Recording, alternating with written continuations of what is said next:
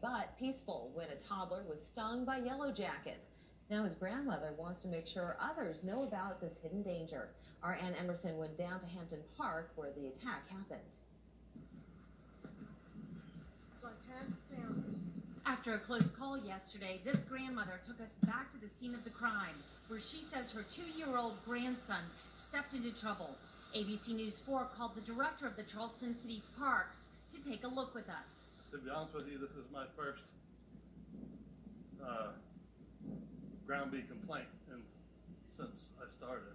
A rare yellow jacket ground nest. Base of this tree, we can see that the active yellow jackets are just about a foot off the base of the trunk, and they're going in and out of the ground where their nest is, and it's probably a nice little protected area with some mulch, and it's probably just an opportune place for them to nest.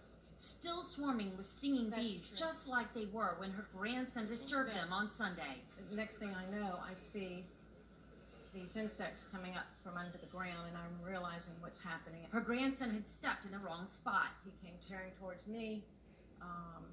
I grabbed him, wrestled him down, tried to get the shirt off, and you know, the rest of the story is the mother, my daughter, who's really bigger and stronger than me. She was able to rip that shirt off, and I call 911. The grandmother said the 2-year-old was stung 25 times, mainly on his back. Both grandmom and mom had at least 10 stings each. One of the most terrifying moments, says the grandmother, waiting. The ambulance did finally come, but again, terrified watching him every second after the main crisis was over. You know, there was still the crisis of what was his reaction going to be.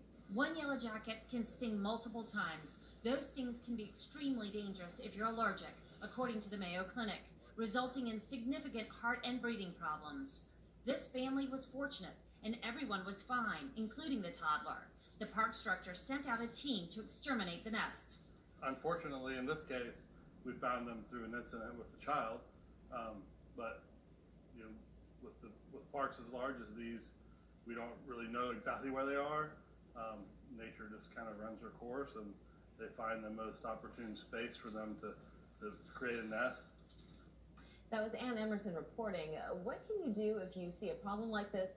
Frownsburg says call the City Parks Department or the city's call center. That number, 843-724-7311. It'll be scrolling at the bottom of your screen throughout the newscast. Coming up, an underwater look at a